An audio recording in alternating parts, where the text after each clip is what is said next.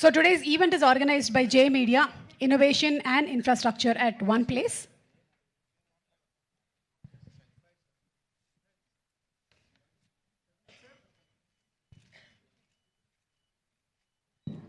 ఈరోజు different combinations pictures తీసుకోవచ్చు. నలుగురు డైరెక్టర్సు, రామ్ చరణ్ గారు అండ్ ఎస్ రాజమౌళి గారు. రాజమౌళి గారు, మీరు మాట్లాడే ముందు ఒక క్వశ్చన్ అడగచ్చా? ఓకే, ఇవాళ ఎస్ఎస్ఎంబి లాంచ్ పూజ జరిగిందండి? అది జరిగింది కదా? మాట్లాడదాం, బయట మాట్లాడదాం. వాట్సాప్లో పిక్చర్స్ ఏమైనా ఉంటే ఒకసారి చూపిస్తారేమో. అందరికీ నమస్కారం అండి.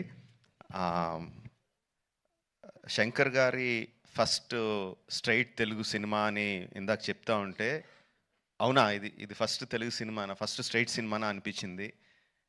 ఎందుకంటే sir, for all the people of Telangana and Andhra Pradesh, you are not a Tamil director, you are a Telugu director sir. మీరంటే అభిమానం కాదు సార్, మీరంటే రెస్పెక్ట్.